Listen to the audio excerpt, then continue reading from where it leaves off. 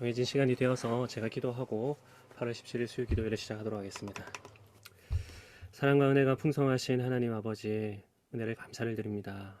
죄와 허물로 죽었던 저희들을 예수 그리스도의 십자가 보혈로 살려주시고 우리를 하늘의 보좌에 앉혀주시고 또 이 땅을 살아가는 동안 하나님의 친백성, 친자녀로 의를 쫓아 살아갈 수 있도록 은혜를 베풀어 주시니 감사를 드립니다. 저희를 홀로 내버려 두지 아니하시고 성령 하나님 또한 보내주셔서 우리가 하나님의 말씀을 따라 선한 일을 하며 살아갈 수 있도록 해주시니 너무나 감사를 드립니다. 이 시간 또 성령의 인도하심을 받아 저희 광교 장로교회 성도들 이 자리에 함께 모였습니다. 하나님 저희와 함께 하여 주시고 우리의 기도에 응답하여 주시고 또 이 시간 선포된 말씀을 통하여서 하나님의 말씀을 깊이 마음에 새기게 하여 주시고 또 우리가 공적으로 올려드리는 이 기도의 제목들을 주께서 들으시고 주님의 때에 선히 응답해 주셔서 우리 교회가 기도로 말씀으로 세워져 가는 교회 될 수 있도록 은혜를 베풀어 주시옵소서. 감사를 드리며 예수님의 이름으로 기도합니다. 아멘. 네, 반갑습니다.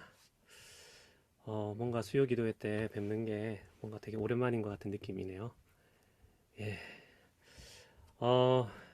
우리 오늘 살펴볼 시편은 시편 81편의 말씀입니다. 구약 성경 862페이지에 있습니다. 찾으신 줄 알고 제가 봉독하도록 하겠습니다. 우리 능력 되신 하나님께 높이 노래하며 야곱의 하나님께 즐거이 소리할지어다. 실을 읊으며 소고를 치고 아름다운 수금의 비파를 아우를지어다. 월삭과 월망과 우리의 절일에 나팔을 불지어다. 이는 이스라엘의 율례요 야곱의 하나님의 규례로다. 하나님이 애굽 땅을 치러 나가시던 때에 요셉의 족속 중에 이를 증거로 세우셨도다. 거기서 내가 알지 못하던 말씀을 들었나니 이르시되 내가 그 어깨에서 짐을 벗기고 그 손에서 광주리를 놓게 하였도다.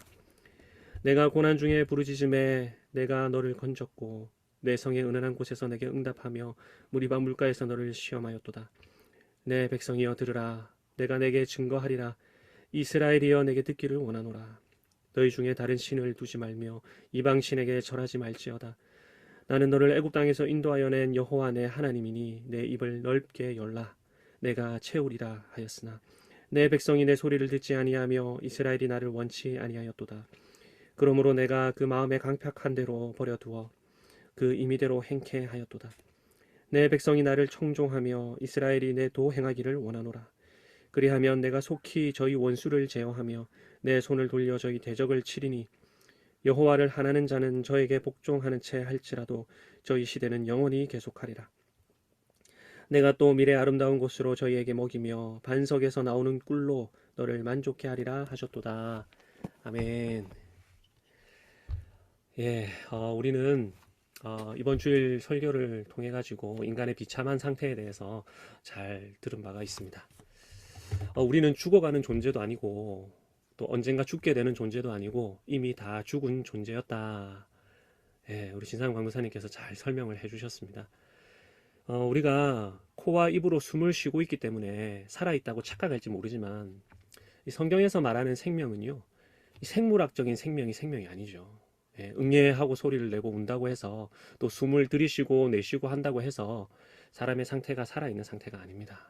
예, 그렇다 해도 사람은 죽어있는 상태다 말하는 것이 성경의 가르침이죠. 우리가 이 성경이라는 렌즈를 통해서 인간을 보지 않으면 언제나 인간에 대해서 그릇되게 생각을 하게 됩니다. 교회 역사를 되짚어봐도 그릇된 인간 이해가 아주 많았었죠. 예, 인간은 죽은 상태가 아니라 선을 행할 능력이 있는 상태다. 이렇게 해가지고 인간의 가능성이나 또 지위를 높였던 교회 안의 시도가 많이 있었습니다. 초대 교회 안에 유대주의자들이 그러했고요. 또 교부 시대에는 펠라기우스가 그러했고 또 중세에는 로마 가톨릭이 그랬고요. 또 종교개혁 이후 개혁파 안에서도 알미니안들이 그렇게 했습니다. 교회 안에서도 그러할진데 교회 바깥은 더 말할 것도 없겠죠. 예, 계몽주의 시대도 그러했고 또 니체 이후에도 그랬고 오늘날은 더 심합니다. 예, 현대는 뭐 대단히 인본주의적이어가지고 사람의 가능성과 잠재력을 아주 높게 평가를 하죠. 그러나 이 범죄한 인간은요, 자신의 상태가 어떤지 정확하게 보지를 못합니다. 병에 대한 진단이 잘못되면 처방도 잘못되는 것처럼 인간을 바르게 이해하지를 못하면 인간의 구원에 대해서도 그릇되게 생각하게 되는 것이죠. 우리 개혁파 신앙의 선배들은 그렇지 않았죠. 인간의 상태를 보고 알되 아주 정확하게 보았습니다. 그 이유가 어디에 있었느냐 하면 인간의 나타난 모습을 보고 인간을 판단한 것이 아니라 하나님의 말씀을 통해서 인간을 판단했기 때문입니다. 육신의 눈이 아니고 성경 말씀이라는 렌즈를 통해 가지고 인간에 대해서 정의를 내리고 인간을 이해를 했던 것이죠. 하지만 이 개혁파 안에서도요, 인간을 긍정했던 흐름이 있었는데 이 대표적으로 알미니안들입니다. 사람이 선을 선택할 수 있는 능력이 있다 이렇게 봤죠. 사람이 물에 빠져가지고 막 허우적거리다가 거의 죽게 되었습니다. 거의 숨이 꼴딱꼴딱 넘어가기 직전인데 그때 그 사람 옆에 구명 튜브가 하나 탁 떨어졌습니다. 그 튜브를 잡기만 하면 살 수 있는 것이죠.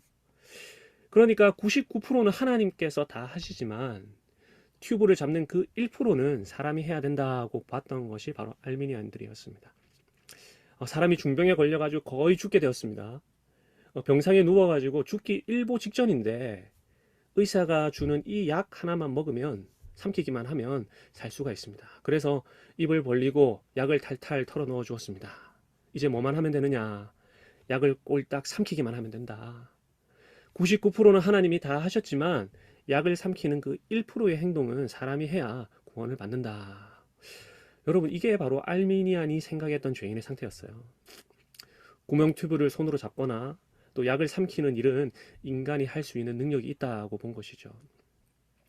우리 선배들은 인간의 상태를 이렇게 보지를 않았습니다. 사람은 물에 빠져가지고 허우적거리는 상태가 아니라 이미 죽어가지고 저 깊은 대양의 그 심연, 끝도 보이지 않는 바다 그 한가운데 바닥에 가라앉아 있는 상태가 바로 인간의 상태다 이렇게 봤죠. 사람은 중병에 걸려가지고 숨이 넘어가기 일보 직전의 상태가 아니라 이미 땅 밑 어두운 곳에 묻혀있는 시체와 같은 상태다. 뼈만 앙상하게 남아있는 그런 상태다 이렇게 본 것이죠. 주일의 설교에서처럼 죽어간다거나 죽을 것이라가 아니라 이미 죄와 허물로 죽어있는 자로 보았습니다. 그래서요, 구원이라는 것은요, 치료나 개선이 아니고 죽은 자를 다시 살리는 부활입니다. 부활. 인간에게 필요한 것은 치료나 개선을 위해서 무슨 좋은 도덕적 교훈이나 뭐 가르침이 필요한 것이 아니라 중생이 필요하고요, 거듭남이 필요하고 부활이 필요하고 새 창조가 필요한 것이죠. 이 자리에 모인 저와 여러분 다 어떤 존재들입니까? 다 죽어 있다가 우리 예수님 때문에 부활한 자들입니다.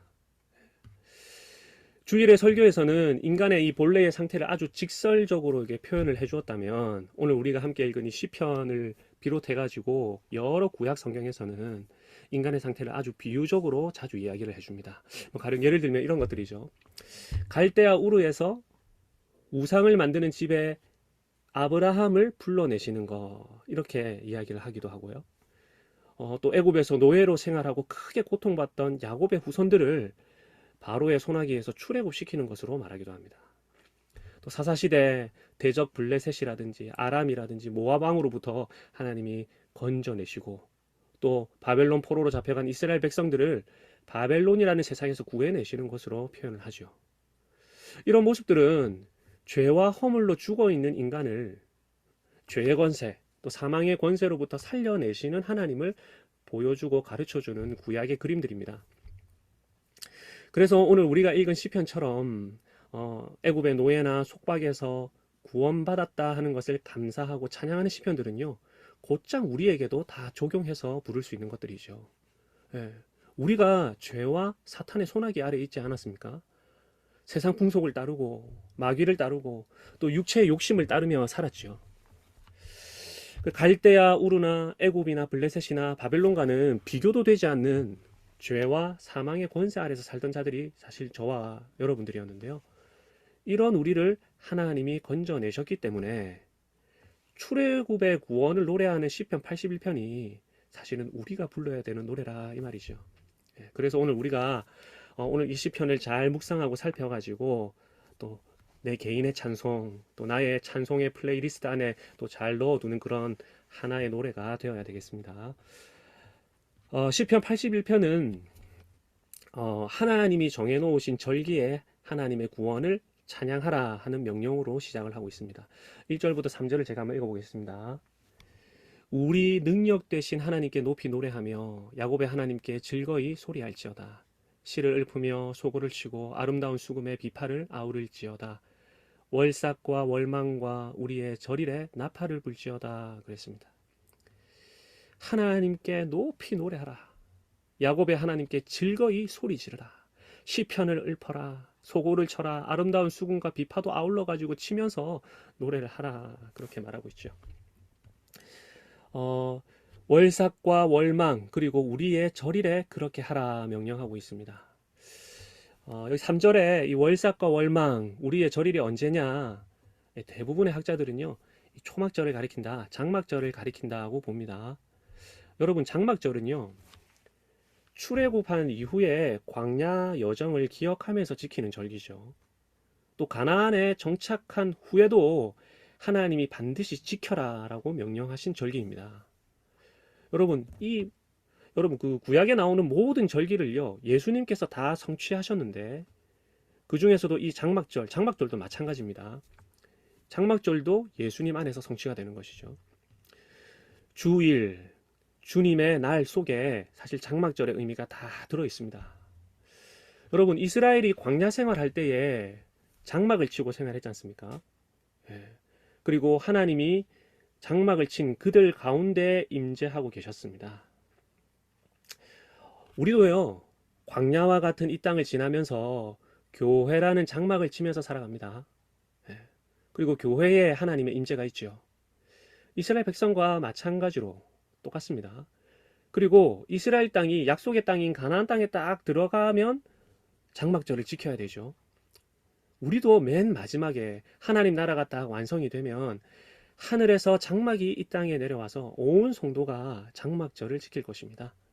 그날은 더 이상 장막절이라고는 부르지 않겠죠. 왜냐하면 이 초막절, 장막절이 주님의 날로 다 성취가 되었기 때문에 마지막 주님 오시는 그 재림의 날, 주의 날을 우리는 지키게 될 것입니다. 그 주일 안에 장막절의 의미가 다 들어있는 것이죠. 그런데 예수님 부활 이후로 사실 매일매일이 주님의 날입니다. 여러분, 이거 아십니까?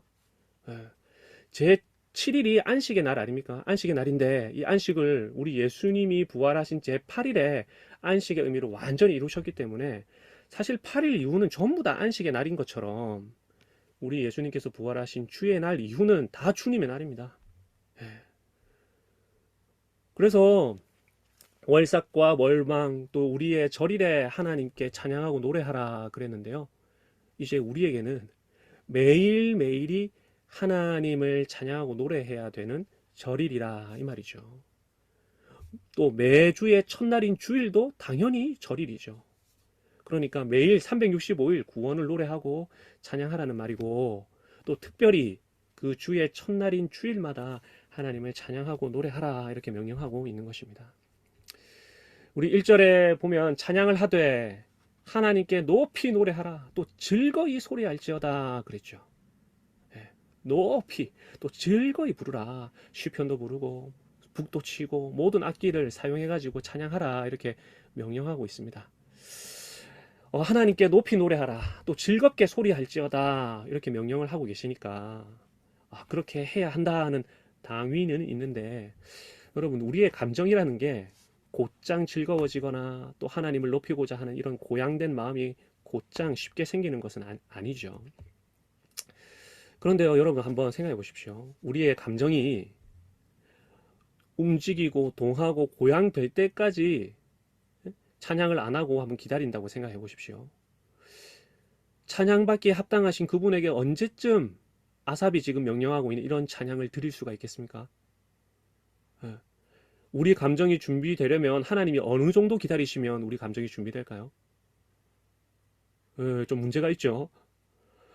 우리가 신앙생활을 하는 데 있어 가지고요, 감정이라는 요소가 상당히 중요하지만 감정을 하나님의 말씀보다 또 하나님의 명령보다 앞세우는 것은 잘못된 신앙생활입니다. 여러분, 제가 중고등부 아이들한테 이렇게 찬양을 지도하다 보면요, 아이들이 멀, 멀뚱멀뚱 쳐다만 보고 찬양을 잘 부르질 않아요. 그러면 야, 이게 하나님께 올려드리는 찬양인가 아니면 찬양팀을 쳐다보는 관람인가 이런 생각이 들 때가 많습니다. 그래도 시간을 두고 야, 찬양이라 이런 것이다. 우리의 감정보다 하나님의 말씀을 따라서 명령에 따라서 하는 게 찬양이다 하는 것을 또 지도하다 보면 곧장 모습이 또 달라지거든요. 여러분, 우리가 감정이 앞서가지고 사랑하는 연인이나 또 남편이나 아내에게 사랑의 행동을 하기도 하지만 반대로요. 사랑하려는 노력, 또 의지적인 행동을 하다 보니까 사랑이라는 감정이 뒤따라오기도 합니다. 그렇죠? 예. 하나님을 높이고 찬양하는 것도 그렇습니다. 여러분, 명령이죠, 명령. 즐거이 찬양하라. 하나님을 높이라 하는 이 말씀에 우리가 순종을 하다 보면, 명령을 따르다 보면 어느 순간 정말로 내 감정이 즐겁게 되고 또 하나님을 정말 더 높이고 싶다 하는 내면의 욕구가 더 강해지고 한단 말이죠.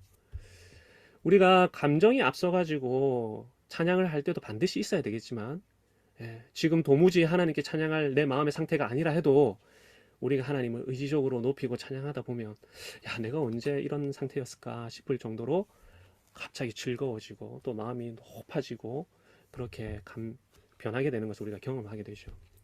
그래서 감정이 이끄는 신앙생활이 아니라 말씀이 우리를 이끌어가는 그 신앙생활을 해야 되는 것입니다. 여러분, 우리의 신앙의 습관을 또 여러분의 신앙의 습관을 이렇게 계속해서 길러가시기를 바랍니다. 그래서 4절에도 보시면요. 이는 이스라엘의 율례요 야곱의 하나님의 규례로다 그랬잖아요. 하나님을 높이고 즐거이 소리 부르는 그것이 사실 우리에게 주어진 명령이다 이것이거든요. 우리가 만약에 불신자라 그러면요. 이런 요구 자체는 사실 불가능한 요구입니다. 도무지 따를 수 없는 불가능한 요구를 하는 것이 맞아요. 그러나 하나님께서 저와 여러분의 영혼을 부활시켜 주셨기 때문에, 살려내셨기 때문에, 중생시키셨기 때문에, 또 성령이라는 생기를 훅 하고 불어넣어 주셨기 때문에 우리가 지금은 생명이 되었거든요. 이제 우리는 하나님의 명령을 지키고 따를 수 있는 능력이 생겼단 말이죠. 그래서 이 명령에 순종할 수 있는 사람들이 된 것입니다. 즐거이 순종하실 수 있으시기를 바랍니다. 우리가 왜 하나님을 찬양하고 노래해야 되느냐, 5절부터 그 이유가 잘 나오는데요. 5절 볼까요? 하나님이 애굽 땅을 치러 나가시던 때에 요셉의 족속 중에 이를 증거로 세우셨도다. 거기서 내가 알지 못하던 말씀을 들었나니 이르시되 내가 그 어깨에서 짐을 벗기고 그 손에서 광주리를 놓게 하였도다. 이들을 애굽에서 건져내셨기 때문에 찬양해야 된다. 그렇게 말하고 있는 것입니다. 성도 여러분, 사탄 마귀가요, 이 애굽에서 종살이하던 이스라엘 백성들과 똑같이 우리의 어깨에도요 무거운 짐을 지웠습니다. 또 우리의 손에는 광주리를 짊어지게 해가지고 세상 풍속, 그릇된 가치관 같은 진흙들을 들게 만들었어요. 여러분, 우리가 쉽게 포기하지 못하는 세상의 것들 많이 있지 않습니까? 여러분, 그것들 죄로부터 비롯된 것이 얼마나 많습니까? 가히 모든 것이 그렇습니다. 그래서 이 세상이나 세상에 있는 것들을 사랑치 말아라. 누구든지 세상을 사랑하면 아버지의 사랑이 그 속에 있지 아니하니 이는 세상에 있는 모든 것이 육신의 정욕과 안목의 정욕과 이생의 사랑이니 다 아버지께로부터 쫓아온 것이 아니요 세상으로부터 온 것이라 그랬죠. 사탄은 우리에게 야, 너희들 이거 손에서 놓아버리고 포기해버리면 이 세상에서 나고자 되고 완전히 실패한 인생들이 된다 하는 두려움들을 끊임없이 심어줘가지고 계속해서 사탄의 노예로 살도록 만듭니다. 어깨에 무거운 짐을 지게 만들고 계속해서 끝도 없는 이 노역을 감당하게 만든다 이 말이죠. 이런 비참한 상태에서 하나님이 이런 비참한 상태에서 고통받고 있는 저와 여러분을, 죄와 사망에 있는 저와 여러분을, 사탄의 손아귀에 있는 저와 여러분들을 건져내셨습니다. 이스라엘 백성을 건져내셨고 마찬가지로 우리도 건져주신 것이죠. 그래서 7절에 보면 네가 고난 중에 부르짖음에 내가 너를 건졌다 이렇게 말하고 있으시죠. 건지기만 하셨느냐? 내 성의 은은한 곳에서 내게 응답하며 그랬습니다. 여러분, 이 말씀 딱 읽으니까 어떤 장면이 생각이 나십니까? 뇌성이 은은한 곳에서 네게 응답했다. 여러분 이거 시내산에서 이스라엘 백성들과 맺은 언약이 떠오르지요. 예. 친히 약속까지 맺어주셨어요. 구원을 하실 뿐만 아니라 나는 너의 하나님이 되겠다. 너는 이제 내 백성이다. 이렇게 약속까지 해주셨어요. 그런데 이스라엘은 어떻게 했느냐 하니까 7절 하반절에 보니까 무리바 물가에서 하나님께 불평하고요. 그리고 9절에 그들 중에 다른 신을 두고 이방신에게 절을 했습니다. 11절에 내 백성이 내 소리를 듣지 아니하며 이스라엘이 나를 원하지 아니하였도다 그랬습니다. 출애굽이라는 큰 구원을 행해 주셨는데도 하나님께 불평하고 하나님이 아닌 다른 신을 섬기고 하나님 말씀 듣기를 싫어하고 원하지도 않았던 것이죠. 이런 모습 볼 때마다 저는 참 나의 모습과 많이 닮았다. 우리의 모습과 많이 닮았다 하는 생각이 많이 듭니다.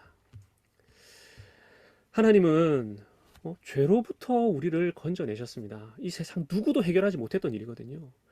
죄와 사망이라는 그 속박에서 우리를 해방시켜 주셨죠.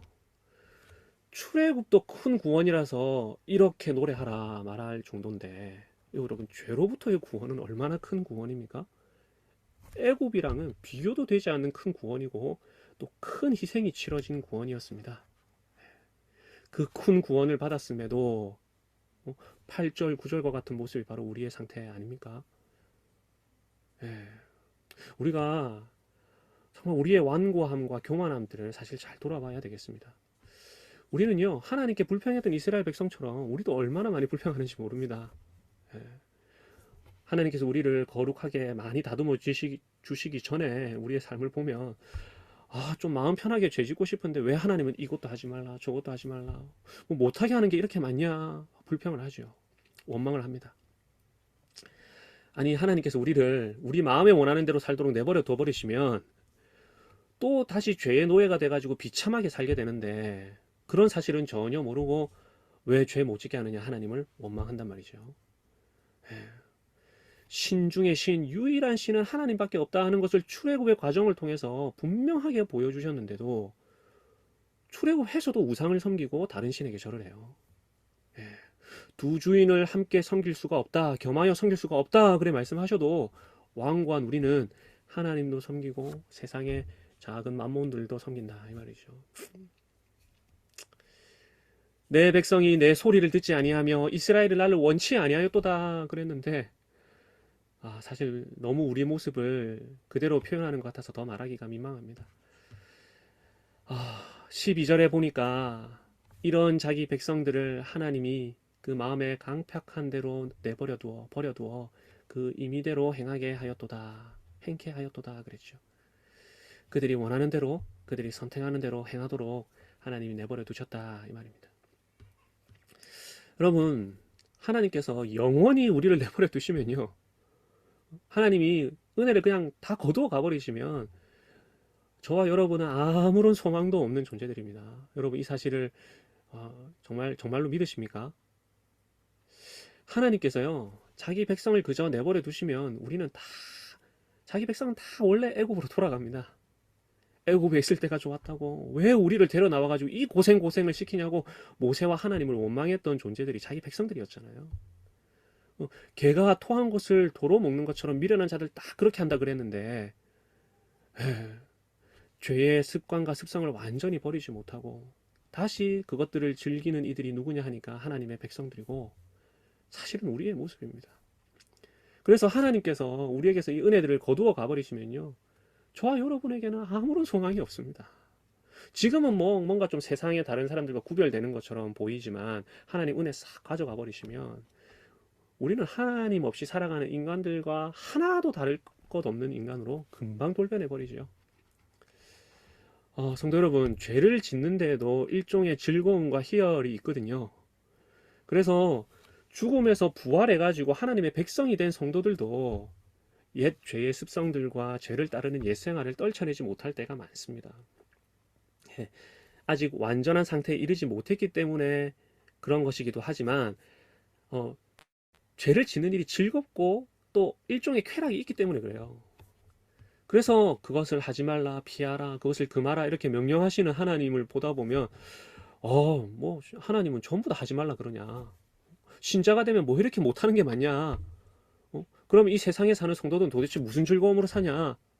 하나님은 내가 즐거운 꼴을 못 보시는 분인가 보다. 기독교는 쾌락을 금하고 금욕을 요구하는 그런 무거운 종교인가 보다. 이렇게 생각할 수가 있는데요.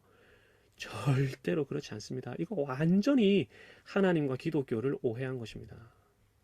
여러분, 하나님은요, 우리에게 쾌락이 뭔지, 희열이 뭔지, 즐거움이라는 것은 뭔지, 도대체 그게 뭔지 정말 제대로 알려주고 싶으신 거예요. 예. 쾌락을 금하는 것이 아니라 진짜 쾌락을 네가 알아야 된다 하는 것을 알려주시고자 하시는 거죠. 즐거움, 쾌락, 희열 이것들 만드신 분이 하나님이신데요. 그 하나님과 교제하는 삶으로 우리가 들어와야 진정한 희열과 쾌락을 느낄 수 있다 이 말이죠. 그래서 그 교제를 죄인들이 누릴 수 있도록 길을 다 마련해 놓으시고 죄에서 우리를 살려내셔 가지고 우리 앞에 그 길을 활짝 펼쳐 놓으신 분인데 우리는 그 길로 가는 것을 별로 안 좋아하고 계속해서 뒤를 돌아가지고 애굽으로 또 죄로 돌아가려고 하는 것이죠. 하나님은 좋은 길, 바른 길이라고 해서 결코 우리를 강압하거나 강요하거나 강제로 이 길로 보내지 않습니다. 우리가 자발적으로 그 길을 가도록 만드시기를, 자발적으로 그 길을 가는 것을 바라세요. 회복된 의지를 가지고 자유롭게 선택해서 그 길로 나아가기를 바라신다 이 말이죠. 진정한 쾌락과 즐거움과 희열의 길을 스스로 선택할 수 있도록 하세요.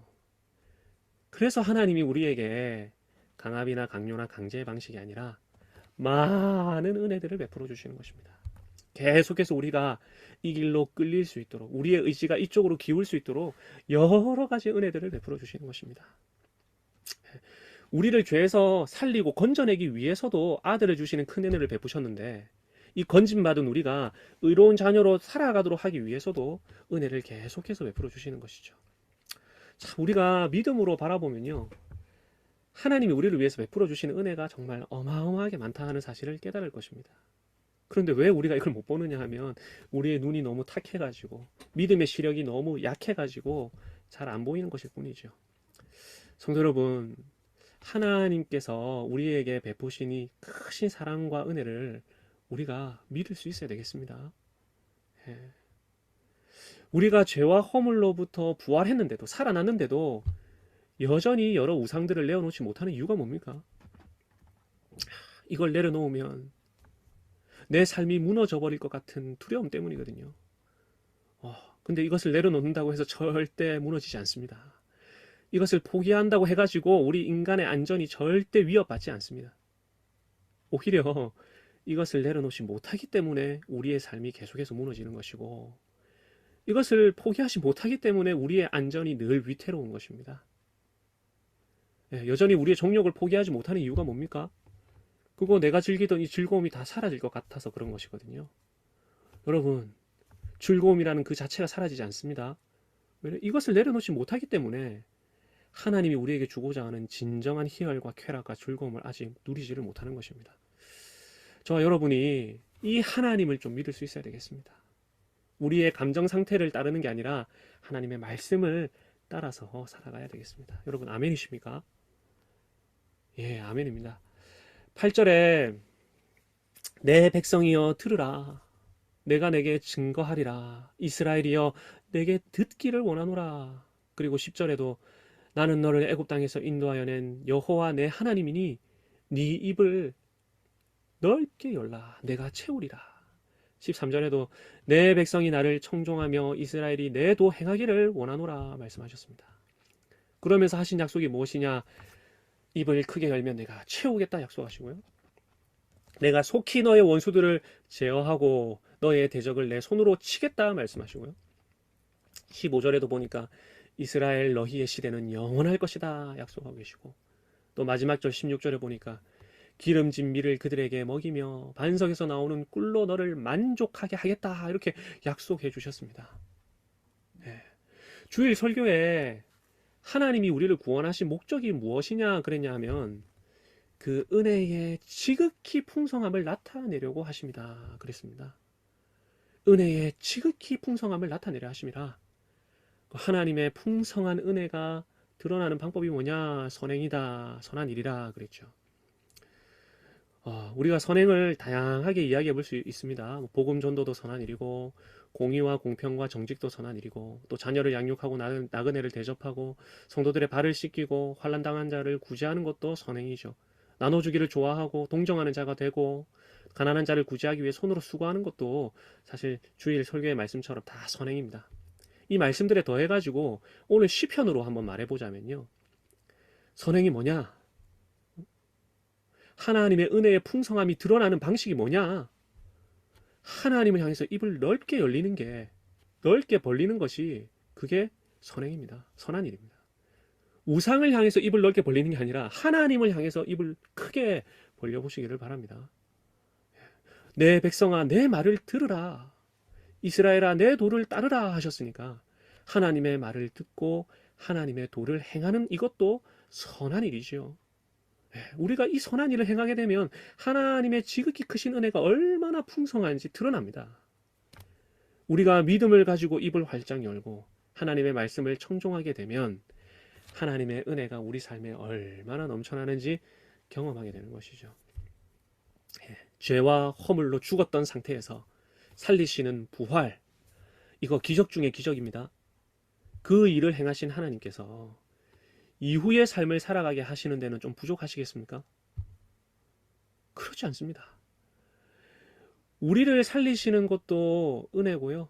그 이후의 삶도 성도답게 살아가게 하시는 은혜를 풍성하게 더 베풀어 주실 것입니다. 우리가 할 것이 무엇입니까?